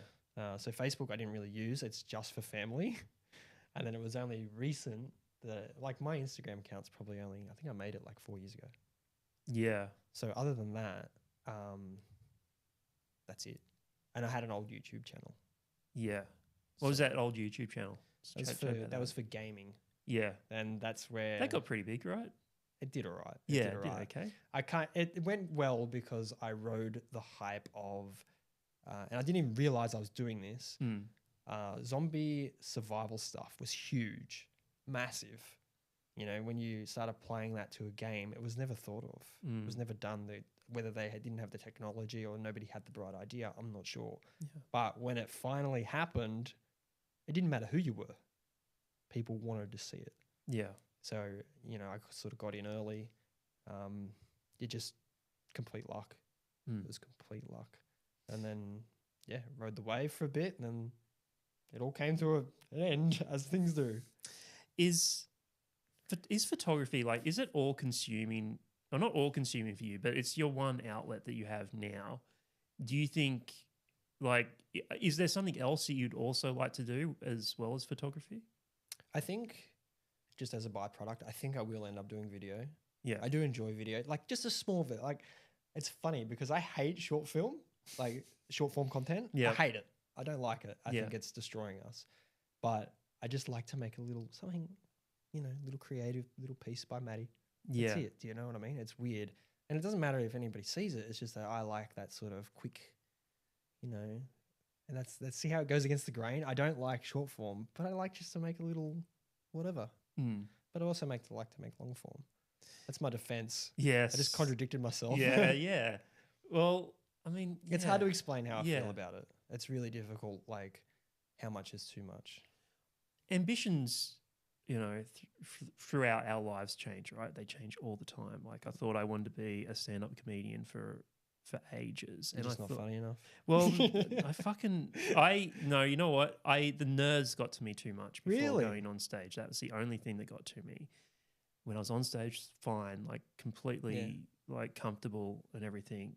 I was doing well enough, but like I just couldn't get over that stage fright before going on stage, right? Fright. Yeah, I was like throwing up beforehand. I'm like, I got to a point where I'm like, why am I ruining an entire day for 10 or 15 minutes on stage? Why am I ruining my entire day for this? So like, okay, I got out of it. But I thought it was like the be all end all. If I couldn't be a stand-up comedian, then what else do I have? That was when I was in my early 20s. Yeah. And then I figured, oh, actually I really enjoy writing. So that took over for a very long time. It's still part of my life. And then podcasting came along, and I never thought I'd want to see. I'm a bit of an introvert as well. So like I couldn't see myself ever doing this. Yeah. So like ambitions change all the time, right? So you have to be flexible with what you want to end up doing in life. So I mean, are you open to being flexible with the things that you want to do now? Of course. I live by the rule of you're never really going to know where you're going to end up. You just need to start. Yes. So it could be anything, you know, like where I'm at now, I'm doing street photography. Yeah. I might end up shooting products for Calvin Klein, you know, like, you don't know. You just sort of take it as it goes. Like so many people, like famous actors, like never in a million years did they think that they were going to be, you know, an extra. And now they're Brad Pitt. Yeah. You know? Well, I mean, that's the thing, because you say you have this sort of goal, right, in mind, like, okay, I want to be shooting, I want to do car photography, right? But like this may lead you to like something else, like another thing, like as you just said, like maybe shooting products or whatever. But it's good to be open to doing stuff like that because you don't know where it could lead to, Yeah. right? And even if let's say for me, if I wanted to make that's my occupation, right? Mhm. That's my job, to take photos. Yeah. If my heart really wasn't in it, I can still separate that from the things that I enjoy about photography. So I've still got my weekends. Yeah. I can still go on my little days out and go with the girlfriend and take some Yep. photos. And then you've just got work. But it's work that you enjoy it. You still enjoy it. Yeah. It's just that that's not exactly where the passion is. Yeah. And that's fine. I can separate that and then be like, okay, now we can do some things that I really want to do. Yeah. You know, and that's when you start having those connections with people and Yeah. all that sort of stuff. Is having a 9 to 5 a frustrating thing for you? It can be. Yeah. It definitely can be, because you're doing your best at work to get things done to make the next day easier. And then, you know, you're so tired, you get home, you're like, I'm so wrecked mentally. Where I used to work before. That's why I like really, really early starts, because then you finish early. You have some time. You got a bit to of play time with, between then and when your ideal shooting time is. Yeah. And then you've recharged for that little bit to go and do it. That's a very good point, because, you know, I've been taking on freelance work for quite a while, and the only time I could fit it in was after work and on weekends. And you made a really valid point there. Like, you get home at the end of the day, you don't feel like doing anything after being at a 9 to 5, right? So you really have to sort of try and find that motivation to actually be like, no, I have to pick myself up and go out and do this. But yeah, no, it is frustrating. So I've found more and more recently, like the weekend stuff has become even more prevalent. Yeah. So if I don't have time during the week, even if I don't make a video, it doesn't matter. Let's just put the video aside for a moment. As long as I'm finding some time somewhere to take some pictures, then I'm doing okay. I think I'm happy with that. Yeah. So as long as there's something happening always. You must be pretty grateful then for your brother to actually take that moment and say, what do you want to do? Yeah, it was, it's funny. It was in the gym too. He was just like, you've got to do it. So now I showed him a few of those photos. He's like, wow, you've actually done really well. Yeah. Like a genuine sort of, you can gauge, as I said before, you can gauge it. Where do you think you'd be if you didn't, take that advice and thought, yeah, fuck, I need to do something here? That's a very hard question, because I'd probably just be mindless, NPC mode, go to work, come home, go to work, come home, do nothing, just nothing, like at all, literally nothing. So... Are you frustrated in yourself that it took you so long to get to this point? Or are you like, well, if I didn't go through all those other things, then I wouldn't be here anyway? So it is frustrating that I didn't do something sooner, because let's say, like, put the skills of learning something new aside, just the people that you're going to meet along the way. So, like, I came from the building industry, Yeah. I don't want to generalize everything here, but there's a certain way of thinking within that industry. Yeah. It's very blokey, it's hard to talk to somebody about those things. Yeah. You can't have that conversation. Yeah. They don't understand. Yeah. And when you start to go into something like photography, you enter the lonely stage. Yeah. Or anything. Yes. Not just photography, this could be anything creative. If you find that your friends don't really fit into the things that you're trying to do, they don't know how to talk to you. It's very hard to find that group of people too. Exactly. So you can't have that conversation. You can't bounce an idea off somebody. You go into the lonely stage, is what I like to call it. Yes. Where you're trying to figure everything out by yourself. You're combing through all this information. That's very interesting. Yeah. So you truly do enter, at least from the background that I came from, you enter this lonely stage. If you're somebody that went to like an art school or something like that, you've probably got people within your circle that you could talk to about that. Yeah. Yeah, I really resonate with that, because I would work in a bubble a lot of the time when I was writing. Like, I couldn't talk to anyone. I didn't know any other writers when I was doing that. I was just doing freelance work here and there for people. And it wasn't until this podcast came along where I'm like, I could talk to these other writers now. Yeah. Like, I found like a group of people now I could talk to about this. So that this was my outlet for it was brilliant. Like I can actually now talk to people who get it. It just took doing a podcast to do it. It makes a difference. And then that sort of expanded my world a little bit. I'm like, oh, okay, I'm meeting people I never would have thought I'd meet before. So how's that world expanding for you then? Like, are you getting to the point, are you getting past that lonely stage? Yeah, it's starting to become a little bit better now. Yeah. And then also people that you would not consider, because you sort of have these first interactions of people like, I don't know what you're talking about, Matt. Yeah. Like, I don't care about any of this stuff. But also within that, there's some people that actually do know, but you just kind of write it off and you're like, I can't really talk to anybody here. And then they might say something, you're like, wow, okay, you actually understand the terminology I'm using here. You know, and then you can have that. It might not be a lot, but you can still have a little bit of a conversation. Yeah. So it must be so freeing then to have that conversation. It's relief. It's like, finally.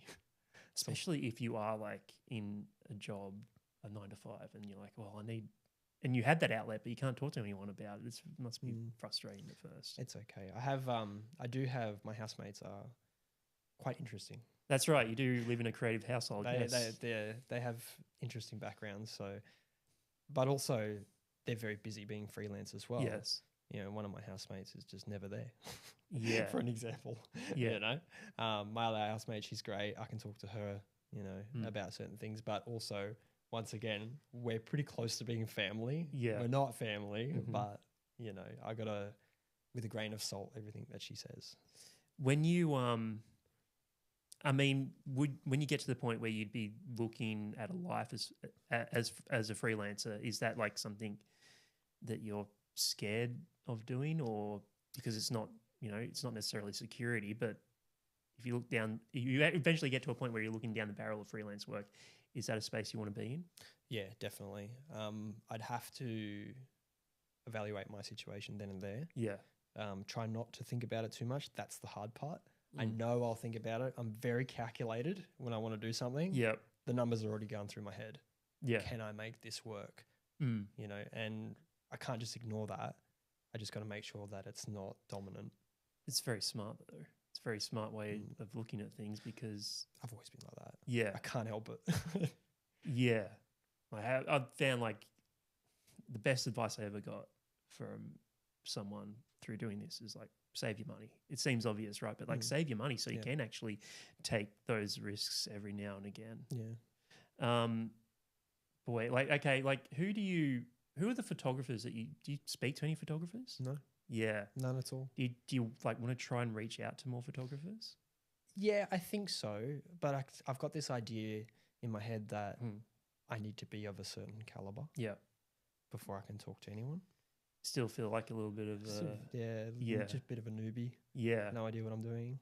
When you say you're going to do something now, do you actually go and do it? If it's an idea that I have, then yes. Yeah. I'll definitely work towards making that happen. But not always. There's always a little bit of doubt that creeps in, and you're like, oh. And then the anxiety sets in and you're like, oh, but I don't want to look like an idiot. Most of the time I don't feel like I don't care what people think. But sometimes it gets to you. What's the best idea you think you've had? The best idea I think I've had, that's hard. It's very hard. I did something with mirror. Although it's not original, I had an idea with a mirror and a light bulb. I like reflection. So I feel that if you can make anything reflect and make a reflection look real, I think is pretty cool. So I had that idea with the light bulb, and you can do this with any light. It doesn't really matter. And then put the light bulb on the mirror, and then put a sparkler behind it so that you got the light source. And then you can I think that's probably the funnest thing that I've done. Yeah. Although not completely original, I put my spin on it, of course. And you get bitten by a bug in that sense, and you're like, I could just sit here all day, put things on this mirror and make it look cool. So I got a few other ideas to use with that mirror. The timing needs to permit and the right people need to be available. Yeah. But yeah, it involves the sun, so it could be pretty cool.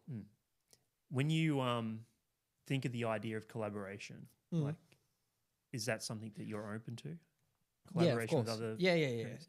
It would have to be photography based. Yeah. In order to do so.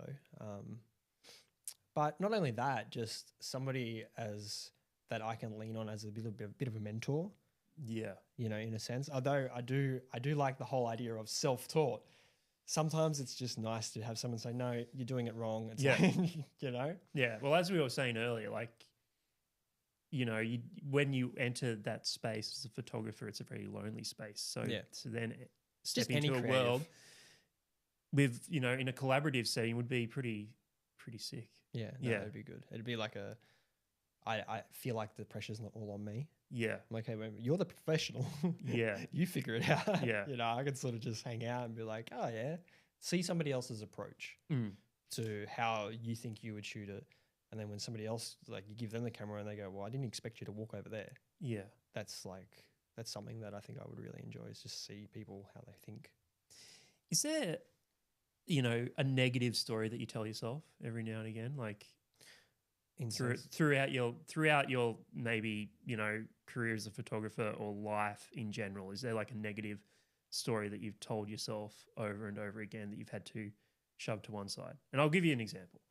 So I did speech therapy as a kid, right? Yep. And I talked way too fast as a kid. So whenever I spoke, it just came out as gibberish. Yeah. But I carried that for the longest time into my 20s. Like, okay, I have no business talking to people or whatever. Like, I can't do certain things because of that speech therapy thing in the back of my head. Like, a lot of things would run through my head. Like, okay, am I sounding articulate? Am I stumbling over my words? A lot of those sorts of, you know, things would pop up in my head whenever I was in a situation like this, for instance. Yeah. But I had to shove that to one side. That was a negative story that I kept telling myself over and over again that I had to shove to one side. So is there something similar for you? Not so much. It's probably more of the environment that I grew up with. Everybody sort of wanted you to stay negative. Yeah. And just be like pessimistic and just like, no, you don't want to do that. That's stupid. Those are the things that, because it was such a big part of me growing up, that's the thing that I need to block out. You know, it's that, and one of my friends one time told me I had a big nose, so I guess I've got a big nose. that is legit. I'm just like, wow, that was really hurtful. Now I just think that I've got a massive nose all the time. I'm not even kidding you. Wow, it's so weird, right? Your nose isn't that big. I mean, I think it's pretty normal. I thought it was pretty normal nose. Yeah, so that's a genuine thing. That's a interesting thing to have to shake to that. Like, yeah, like why would you do that? That's stupid. Yeah, and I don't even know. I don't know if they were joking. To this day, I still don't know if they were joking or not. Yeah, I'm just like, that's pretty hurtful, man. Like, yeah. What things would you know they say was stupid to do? Like what? Pretty much anything that wasn't like, so where I used to live, it was a very sort of party focused. Like, you're young, you should be partying and, you know, doing this and that, going out and being an idiot. Yeah. I never wanted to do that. I hated it. I hated the idea of it. And it got so boring. And all we ended up doing in high school was finding a way to get money to be able to party. Yeah. That was their life. Yeah. I get that. I felt like, yeah, it felt like everyone was having a party. It felt like you had that pressure of like, oh, are you going to go out and drink at this party and get fucked up? Like, no, I don't really feel compelled to do that. Sorry, no, it wasn't on my bingo card. Yeah. But that was a constant thing that kept happening. And look, I don't mind. I'll go out and have a drink. Yeah. That's fine. They're doing it every weekend. Doing it every weekend. And then like, it started to get so bad. I'm just like, I don't want to do this. And I'm still a kid. Like, I don't really have the control over my life that I wish I did, because, you know, you're still living at home and like you've got all this pressure from them to say, come out. Yeah. Like, what are you doing, Matt? Like, don't come out and have fun and all this sort of stuff. And most of the time it was just boring. It was the most boring thing I've ever done. Yeah. And then we finally moved away. And that was like, because I sort of cut ties with them. I could use the excuse of, oh, I'm too far away now. Do you know what I mean? I'm like, I don't want to go out there and do that. Yeah. Sorry. Yeah. So that was my little escape. Thanks, Mum. We moved away and then I didn't have to deal with it. Yeah. But it was still a very big part. Is there a photo that, you know, of something, like say maybe there's a country that you really want to visit, and maybe, an iconic piece of, a building or something like that, something iconic that you want to really take a photo of in any country. Not so much one building, Yeah. one country. It's more that I really want to go to Tokyo. Yeah. That just looks insane. Mm. They're so aesthetically pleasing. Like everything is like nice and lit up, and we don't have that here in Australia. Yeah. Like you go to Chinatown, we've got Yeah. a few neons there and whatnot. That for me, I love that stuff, and it's like we just don't have that here anymore. Everything is just like this one colored light. That's it. Yeah. It's quite boring and stale. But then you go to these other countries and they're all lit up in different colors and it looks amazing. Yeah. Why wouldn't I? Look at Shanghai. Yeah. That is insane. The whole city is just like lit up. Mm. Do you have a bucket list of countries you'd like to visit? Yeah, I do. Yeah, I want to go to Germany, Tokyo, so Japan, go to China. Yeah. See all these places. Go to Thailand. Would a life on the road be appealing to you, or do you want to like stay in one place? Yeah, of course. Yeah. It's like, I think that's everyone's goal, right? Yeah. It's kind of like that's the missing piece. Yeah. How do I get from here to there? Yeah. And I think that's something that I've definitely had in the back of my mind. I think it's probably a little bit too early to think about it, but it's definitely steps in the right direction. That's where I'm headed. Or I'm hoping to be. Do you set limitations on yourself? Nah. Yeah. Nah. Just if I can make it happen, then I make it happen. Doesn't matter what it is. You said something very interesting to me recently, that you have a bar, right, that you need to meet, and you can't go under it. Yeah, no. When you make something or produce something, I think you should always try to do it better the next time. Or if not better, maintain what you're doing so that you don't slip under it. You need to be so hard on yourself to make sure that you maintain it here. Because the moment it slips down here, it's hard to bring it back up and catch yourself back to where you should be. Yeah. How are you managing, do you think, with that? I think pretty good. The perfectionist kicks in. Yeah. So he is useful sometimes. It's good. But for the most part, I think I'm pretty positive and I'm able to, back to what I was saying, go out with a clear mindset. You'll be fine. If you're not feeling it, go home. Yeah. There's nothing wrong with that. It's totally fine to take a step back and chill. It's very hard for people to take a step back. It is. Especially when you're first starting out. Well, social media is so fast. Yes. And do you feel the pressure to like, okay, I'd have to stay relevant here? Like I have to, Nah. If you don't want to watch them, that's fine. Don't care. Yeah. Don't tell me what I want to do. That's really good. So, if someone says, you got to post more, you got to do this more. Oh, yeah? You should go and make a channel and do it. Do you know what I mean? Like, yeah. I don't wish to conform to this fast-paced, click it and then forget about it. It's, it's very hard. It's very difficult in a lot of fields, like a lot of creative fields that I've sort of, had the pleasure of interviewing on this podcast. Like people who work in the theatre industry, it's a constant race for them to like get the next job, get the next job, get the next job. They never take the time to like sit down and have that moment of like, it's okay to, but like it's very hard, right? Because that, as freelancers, it's very hard for them to take that break, to slow down, because they don't know when the next job is coming. Yeah, but I think that's a byproduct of society just being so fast. Yeah, like must produce, must create, must make money.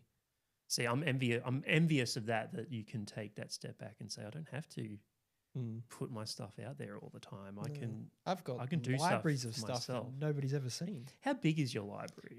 Too big. I'm running out of space. Yeah. it's a couple thousand. Yeah. So that's a couple thousand with some deleted. So is it what makes you delete a photo? Like if I don't like the composition, sometimes I just don't know. Just like I already have a backlog of things that I can reference. In the end, it just ends up being storage, unless it's like a significant memory, then I'll keep it. But if it's just something like I might have 20 of the same photo, but in a slightly different angle. You don't need 20 of the same photo in a slightly different. Find the one that you like, that you enjoy, that you want to make into the photo that you want to keep. Has there been a location here in Melbourne that you've like repeatedly gone back to because you haven't got it quite right? I know that I have locations that I want to visit because I don't think that it reflects me now. Mm. But I've definitely gone out and then had a whole bunch of photos just not good at all. Like, and I felt good. Yeah. Like, it was great. Yeah. I just made a mistake and they're not recoverable. Did you want to immediately go out and do it again, or did you like, okay, I need to like go, It hurts. Yeah. Yeah, you're like, oh, God damn it. Reset and go again. I've done it before where I've come home and then I'm like, well, now I've got to go back out. Yeah, because I feel like I've just wasted that time. Yeah, that I for spent nothing. out there. Yeah. For nothing. But it does happen. And anybody else trying this, it'll happen to you. Just be better than me. What are your favorite locations around here? In Melbourne? Yeah. Top of car parks. Yeah. You'll generally find me at the top of a car park somewhere trying to find a light trail, whatever can happen there. In the rain anywhere, it doesn't matter where really, but yeah, mostly somewhere high. Yeah. I've spent like 5 hours on an overpass once. I thought you once said that you were scared of heights. I'm terrified of heights. Yeah. But this is like, it's funny. Yeah. Start of last year was my first time I ever went on a plane. Yeah. I was 32 then. Yeah. That's crazy, right? Yeah. Some people look at me like I'm an alien. I'm like, yeah, no, I just never needed to go on a plane. You can drive places here in Australia. Yeah, but Sydney to Melbourne's 900 kilometres. Nobody's doing that. I've done that drive before. Yeah, but you're not doing it like, if you had to travel to Sydney all the time, you're not going to do that. No, I probably would catch the That's crazy. plane, yeah. But yeah, that was the first time I got into a plane. And it was the worst thing. It was fine. Yeah. But I was having a panic attack. I was just like, this is not good. How'd you feel after that? Like once you got back on the ground? I was like, oh, this is no biggie. Yeah. I don't know. That's without turbulence. That was pretty nice flying. I don't know what an international flight will do to me. Probably, I've heard that like a 9-hour flight will just change a man. So, well, when you eventually go to that, on that trip to Japan, you'll find out, won't you? well, my housemate lives in the UK and she's going home soon. It's 24 hours. Yeah, that's insane. That's like, I don't know if I could do that. Yeah, Australia's so far away from everywhere. Oh, we're just a little island. Yeah. Just hanging out, minding our own business for the most part. But yeah, as far as where do I go mostly, it'll be somewhere elevated to get the down perspective or be far enough away from something and high enough that I can capture everything that I want to see. Would you go off grid, or would you like go into the middle of nowhere and just like be off grid for a while? Yeah. I have an idea, and this is a long, long way. I want to do drone strobe light photography.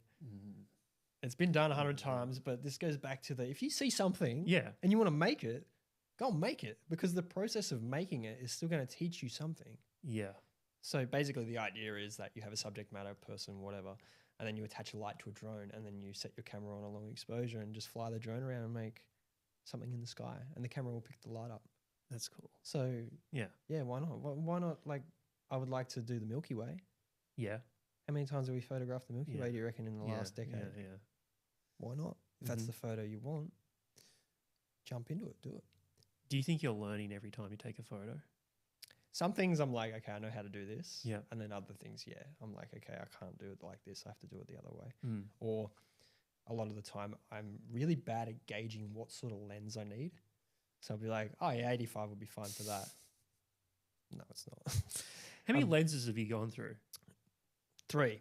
But I've got, these are the nice ones that I'm protecting with my life, my heart and soul. It's also an expensive mistake to make, right? It's if you an get expensive the wrong lens. Or a mind change. Yeah. And you're like, oh, maybe I should have done this. I've done that so many times. Yeah. But it's fine. Well, that's one of the things I like about your YouTube channel, right? Like you started from day one, like, okay, I'm new at this. This is the camera I bought. And you're tracking your progress as a photographer as the year has gone on. It's very fascinating to watch. Not that it's like an original idea or anything, but it's like I love that sort of stuff because you've been able to track your progress for the last year. If someone can look at that and go, yep, okay, he sucks as well as I do, then it's fine. Like, it's to teach you that you can make mistakes, that you can just go and you're not always going to get it right. Yeah. Doesn't matter. Well, a lot of people would be like, probably sitting at home thinking, yeah, I should start photography. I don't know where to start, but then they can like, you know, maybe they stumble upon your videos and they're like, oh, okay, this person started from nothing and now look like he's progressed this far. Yeah. Like, why can't I do something And like this? People progress faster than me, Yeah. way faster. Do you feel like you've progressed fast? Like, For the time Yeah. that I have allocated, yes. mm, I feel like I've done pretty well. Yeah. Would I like to ramp that up? Yes, definitely. There's a few things that I need before I do that. Because at the moment, like I only record things with my phone. So to make the movie process a bit easier, there's things that I would like to incorporate into doing that so I can focus more on just taking the photos when I actually do go out and do something. yeah. But at the same time, you're not sacrificing quality. So I guess looking forward, I mean, you want to take photos of cars, you know, you want to be a car photographer, but I guess like, have you given yourself like a time frame of like when you want to do this? Of course not. No, I think just let it happen organically. Yeah. Eventually, I reckon something will happen and I'll be like, right, I got to really pay attention to this right now and I need to go all in. That's what I think will happen. Yeah, it's a very scary thing to do when you take that all in sort of of course thing. It's terrifying. Like it's terrifying, but it's good. Yeah, you know, like you don't know what to expect. You're going into a completely different field.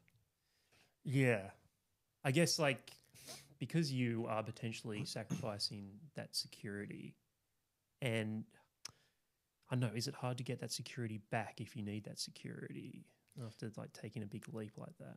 I like to think I have a pretty good resume. Yeah. I'm leaning on that 12 years experience in one bloody job. Yeah. So I do think that I would be okay. But as I said before, I'm very calculated. I like to run the numbers. Yeah. If there's any chance that I can't make it happen, it's not happening. You know, because I know myself. I know how I need to budget these things. I know how I need to manage these things. So it's the internal war with myself more than anything. Someone needs to break it down. Yeah. Yeah. Or just tell me get over it. Yes. Get over yourself. Matt, just do it. Just do it. Yeah, just do it. You know, it happens to everybody. You can always build yourself back up. Yeah, of course. During that 12-year period, was there anything like in the back of your head thinking there needs to be something more than this? Not really. Yeah. And that's like when you're that far isolated.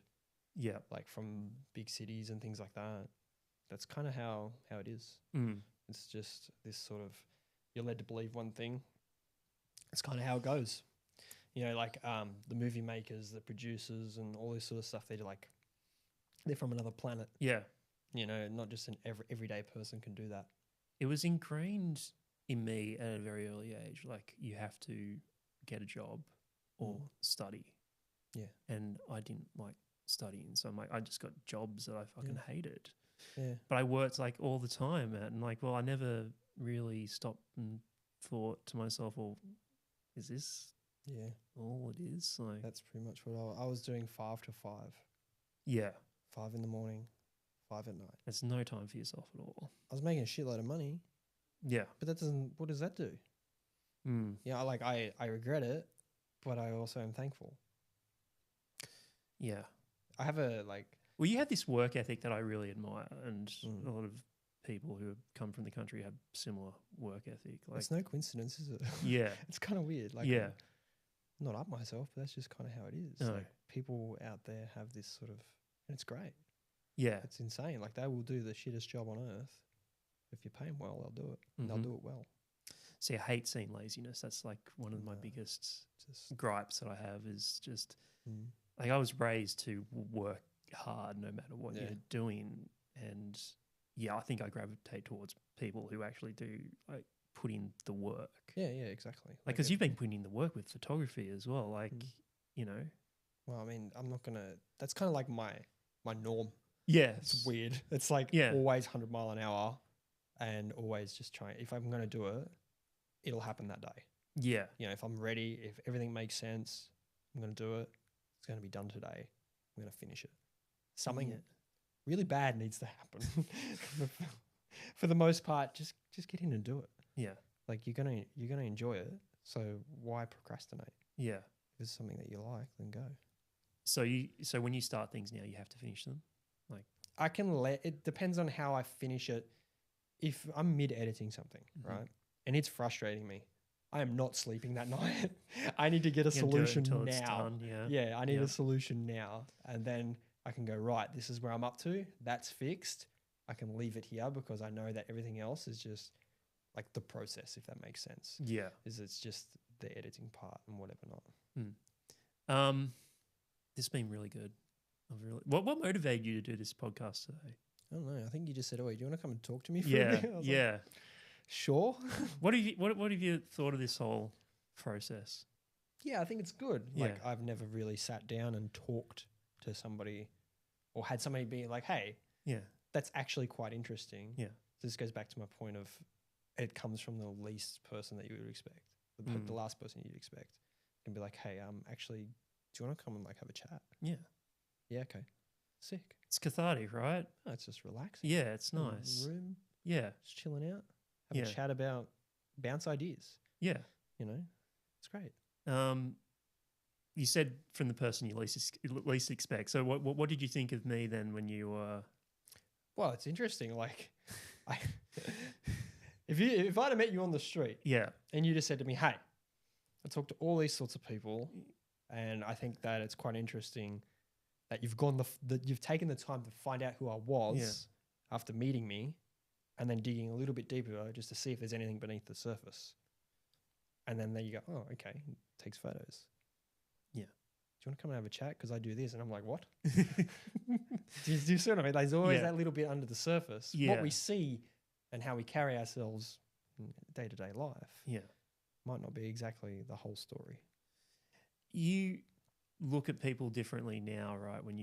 Now that you've done photography, like you notice people are on their phones. Yeah. But how have you noticed people like going about their lives, like just in like when they're not on their phones? Like because everyone has a story to tell, right? In photos. So like what have you noticed? What other things have you noticed about people that you didn't notice before?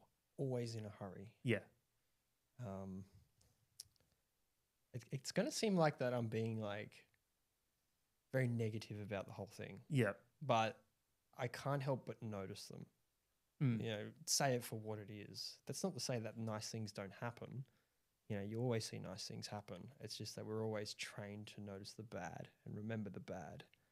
But I think there's a lot to learn more with the bad that's very prevalent than what the good is that's going on. How do we fix the bad sort of thing? Yeah. So, you know, like we talked about the phones. People always in a hurry, self-absorbed. Yes. Like, I drive a lot. I enjoy driving. Okay, that's a little bit of a peace place for me. And when people don't follow the road rules or they're just so arrogant about it, they're just like, "I'm going to park here." Brother, you're blocking a whole lane of traffic. Why? Yeah. Like if you move 2 feet, you can go in there and everyone can move. Yeah. Why? Like, I'll tell you what I mean by this is I was in a parking spot like this. This is so trivial, by the way, but I got to get this point across. Yeah. I'm here parked. There's a lady parked here. I swing out. I'm already out. Yeah. And the way I've lined myself up is to travel towards her. She's also swinging out. She sees me, continues and keeps going so that then she's now facing me. We can't go. And if she'd have pulled in for 2 seconds when she'd have noticed me all the way out. Yeah. So we ended up just staring at each other. And I'm just like, surely you understand I was here first and that like you've pulled out in front of me. Yeah. No, I had to drive in and let her go. That's what I mean. Just to illustrate my point. Yeah. Those are the sort of things you notice. And I'm like, it just takes 2 seconds to not be an asshole. Yeah. You know? People are in a hurry. Like I've noticed it about myself. Like, why am I in such a hurry to get back home? Why? Why? I can spend an extra few minutes on this train. Who cares? Like, I'm going to get home eventually. Yeah, bro. People are eating and driving. Yeah. People are not even taking a lunch break and sitting down and disconnecting from work. They're running around eating on their lunch break. It's like, just sit down. Yeah. I have a rule. I don't eat in my car. You don't? Just or Yeah. eat at all. Mm. I already from my previous job, I used to eat. I used to be that. I used to be quick. Eat, get back to work. Eat, Yeah. get back to work. Now I make sure that I take the time to sit down, Mm-hmm. have lunch, not eat and go back to work. Yeah. Have lunch, Yes. sit down, chill out. Enjoy it. Yes. Enjoy that break. So that's something that just I don't see it anymore. Yeah. Just anybody just. The reason why I love photographers so much is because you do capture the beauty in life that us regular folk don't really take the time to notice. Yeah. I mean, did you notice that beauty about, just the mundane things in life before? Yeah, different textures as well. Yeah. That's a big one for me, like texture. Yeah. Seeing like we have many alleys here in Melbourne which are just full of interesting things to look at. Yeah. So, Unless you're a tourist, you don't really, you don't really explore see those alleyways. So like there's a lot of what I presume to be artists have been there before me. Yeah. And they leave something behind. I think it's cool. It's like you even just looking down at the ground or looking at a window, or could be anything, and there'd be something there. What do you hope to leave behind when 100 years from now? Because you're presuming anyone will remember us 100 years from now. No, they won't. I've come to terms with it. Yeah. I think that while we're here, if you can help somebody achieve, I know I haven't come far, but achieve what I've achieved and then go further, great. Just while we're here, make the difference we can. Yeah. One of the reasons I love doing this podcast is because I can talk to people who've had years of experience versus people who have also just starting out in whatever it is they're doing, to get the sort of contrast of okay, what's it like being in the industry for this amount of time versus someone who's just starting out in the industry. And I like hearing everybody's story and how they're doing and what they've accomplished so far. I would love to sit down with somebody that's done full commercial, just tell me the expectation, the level of detail, because there'd be level of detail in there that we wouldn't even consider. Well, it's so fascinating, getting that commercial perspective, and then someone who's just staying out commercially. What do you expect is going to happen? Yeah. And then flash forward into someone else going, what is actually, how does it actually happen? The reason why I say that is because it's not often that it happens, but if you get a niche of somebody that's it'd be really weird. And I'll give you an example, is a cook for the Queen. Yeah. And in this case, it was the photographer that does the big commercials for the new releases for Hyundai and Mazda. No, this is actually their expectation. This is it could be as far as a body line on a car that doesn't have enough contrast, so you can't see it. Yeah. No, you need to dedicate an actual light to that part of the car. Yeah. It's there, you can see it. Anybody else will look at it and go, yeah, I can see it. He's like, no, it needs to be more prevalent. And it's funny, this guy that's just come out and he started making videos, he's like, well, I'm a commercial shooter. You guys are all wrong, basically. And I just found it so interesting. Yeah. That's where I meant professional. Yeah. It's just different level. Yeah. It's so interesting to me. I'm looking forward to seeing what you end up doing in the future. I think you're a really down-to-earth person, and I'm glad we met. So, I hope you enjoyed yourself. It was good. It was good. Got a lot of things off my chest. Yeah, no, good. And you're a good host. You've done it well. Thank you. For somebody that didn't speak to people, whose job essentially now is to speak to people. I know, it's weird. I always hated the prospect of doing this sort of thing. But ironically, I started this with someone else, and now he's not a photographer and he's not doing it anymore because he's living life on the road. I'm well, I never thought to myself, if I started by myself initially, I don't think I would have continued. But because I started with someone else and we did it for a whole year, I've got to a place where I'm like, oh yeah, actually, I can see the prospect of doing this by myself. Yeah, now, you've got the which basic. I didn't think I'd be able to get to that spot before. It's a bit different when you have somebody to make the mistakes with, to build the base. And then you're like, well, the base is made. Yes. I just need to do this. Yeah. So it's good that you had that. Yeah. And if it had been earlier, maybe you won't be here. I know. It's just, I mean, a lot of this is based on luck and, you know, right place, right time. Who do you know? Yeah. So, Keep talking to them. Yes, Hey, exactly. do you know who I am? Yeah. Yeah. But no, I think you got an incredible work ethic, and you know, you just got that solid personality, which I think will take you far. Some people can't handle that. No, I think, and you're a pragmatist too, which I like. And you have that country work ethic. Yeah. You have that country work ethic, which got the is like, accent. yes, exactly. Thick Australian accent. Let me ask you one last question. It's a question I always end on. Yeah. I'll ask you two more questions actually. Okay. If you, say you couldn't fail. Yep. What would the ideal scenario be for you?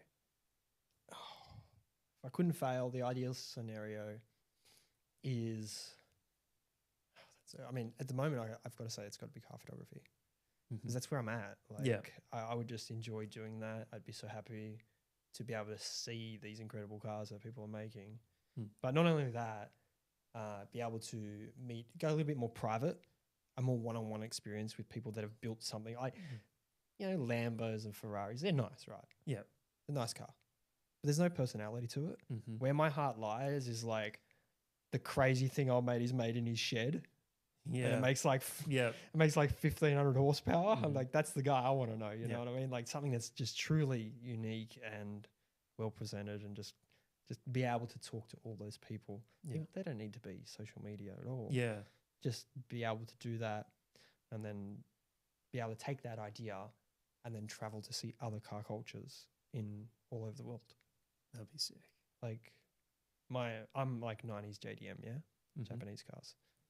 Imagine going to Tokyo and being able to just have a platform where you're like, hey, who wants to come out and do this? Maybe 10 people answer, and you're like, they're all good ideas. They're all good options. Yeah. You know, wouldn't that be cool? That'd be really cool. Yeah.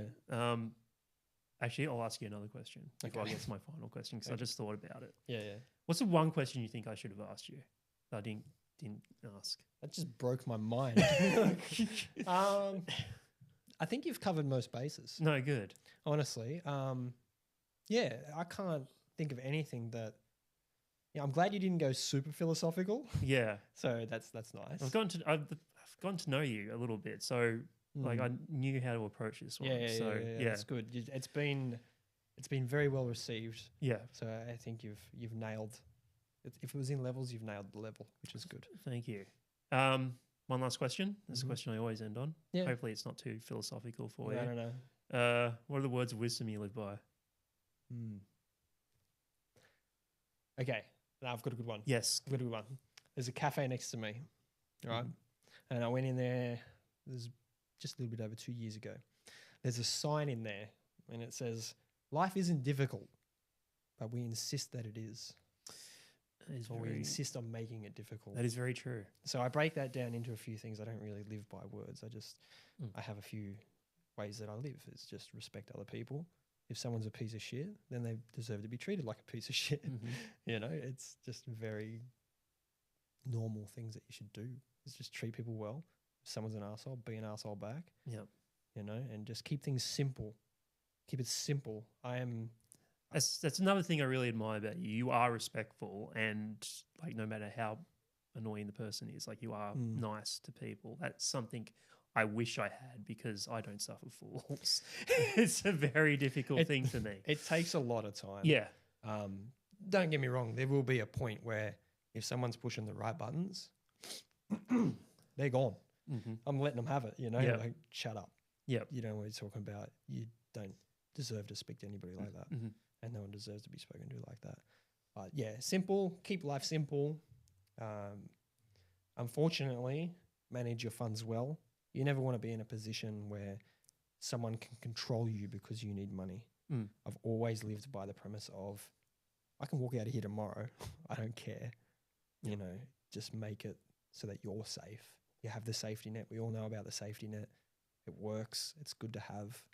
It allows you and your mind to be a little bit freer so that you can do the things that you want to do and not go, it's not the price tag. It's, well, when do we want to go?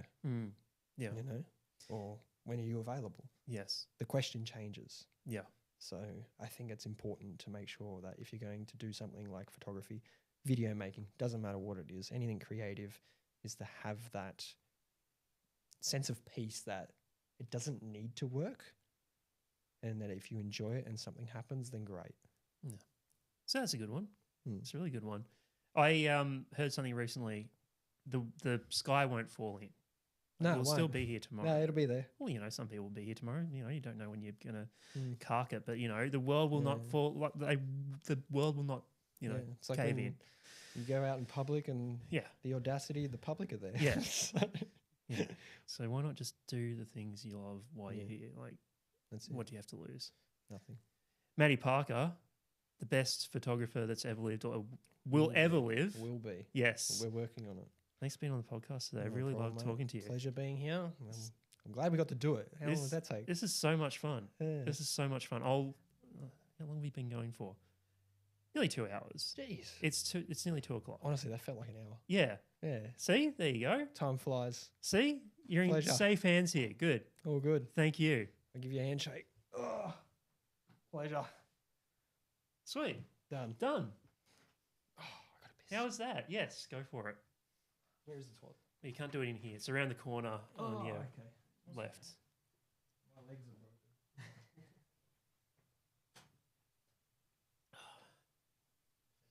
Good.